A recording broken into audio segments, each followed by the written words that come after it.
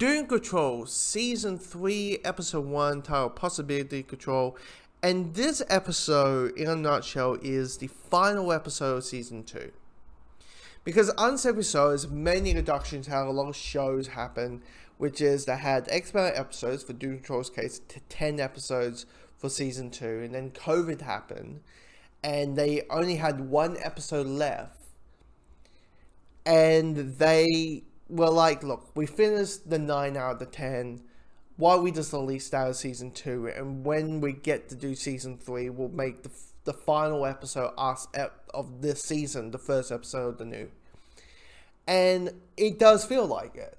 Like, there's certain bits and pieces on this episode that I have forgotten. Like, I totally forgot about the whole Jane being locked in her own mind.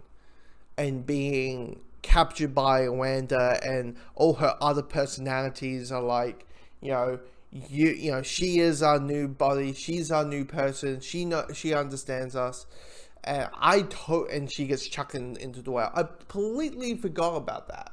I remembered all the stuff with the rest of the characters. I remember about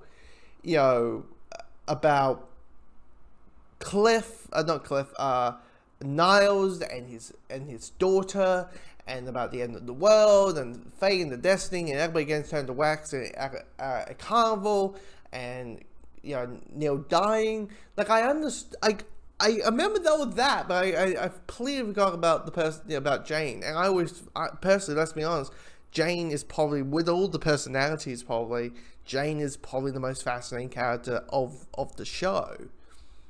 And I completely state it. And it's handled really, really well. It's the weird thing about it. I'll mention the Neil stuff later. But the thing about me mentioning the Crazy Jane stuff, I'll mention it now. The stuff with it did kind of felt like, are they hinting next season? Are they hinting like, was this the hinting of the followed season? Because Wanda, or this other new personality, just comes across as, oh, we're hinting the next bad. We're hinting the big bad for Season 3. And not this like one-shot villain that we're going to wrap up in a tight little bow at the end of the episode, or nearly the end of the episode. I was kind of shocked by that. I was really surprised by it. And to the point I was like, oh, I don't want to say that's a waste, but it feels like, because Wanda, I don't want to hit spoilers here, but Wanda is all about, I am the soul, I am the this, I am the swatches, the your swatches and all that. And I'm like, that's basically what you do for a big bad. You do the whole, I'm the devil on your shoulder, I'm the blah, blah, blah, blah. And they just immediately end them in 30 minutes, 40 minutes. And I was like, okay, cool. I mean, here's the thing. Probably, naturally, it's, hey, let's wrap up this current story with the personalities, and let's onto this story that we have with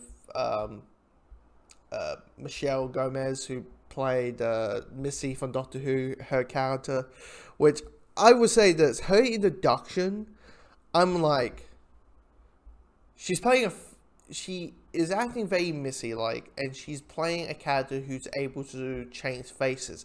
If I find out her character is also a time traveler, I'll be like, did someone have Missy in their head, and they were like, why don't we actually get Missy? Why don't we actually get Female Master? Why don't we just do that?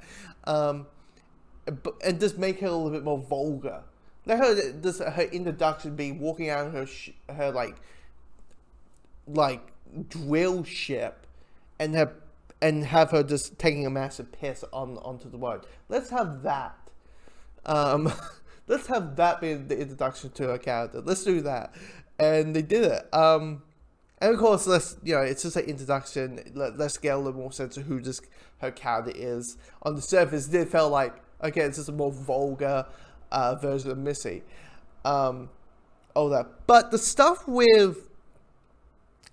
that did really felt like, okay, we're wrapping a season up, or we're wrapping up at the time Season 2 up, is the stuff with Neil. Neil dies at the end of episode 9, and it's about the Doom Patrol's reactions, how Dorothy's reaction to her father's death, the Doom Patrol's reaction to Wolf, to Clint, from Negative Man, from all other, all the other characters, and to have that sense of, do they feel grateful? Do they feel sad? Do they feel mixed emotions? Like, Wolf is that type of person who is always bubbly and happy and has a sense of positivity and is very, like, motivated, but it's very easy to get knocked down. And having her being on the stage and her kind of venting on stage, talking about outside the bees, she is like, I want to say I loved him, but I never said it, and now he's gone. While you have Clint, who's kind of like, fuck you, you made me into a robot.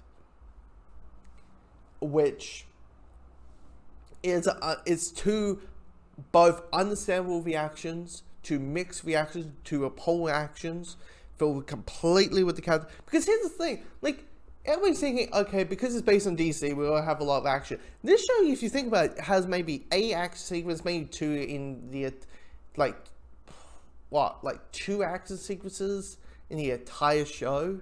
Like, from series 1 and season 2, there's only, like, 1 action scene. 2 action scenes, sorry. It's all about the characters. It's kind of like a weird mush, like all these, like, bunch of freaks living, or outcasts living in a mansion, which of course at the time I felt like, okay, this is going to be like an X-Men knockoff. Like, that's probably the reason I watched the Bethany Academy. Now I'm like, oh, this is not going to feel like a X-Men knockoff. It's going to feel like a Doom Patrol knockoff, because it feels very similar to Doom Patrol in a way. But yeah, it's all about the characters, and I just love the depth, the weirdness. Like, probably the least uninteresting character is Victor Stone, is Cyborg. And just because he is that very typical, like, he's at season 1, he was planning to be a member of the Justice League, and he just become, like, he's just there to be a bit of a Romeo stalker in a way in this episode. So yeah, I mean, it's all about characters, and that's what makes this show really well, and what makes the show really special.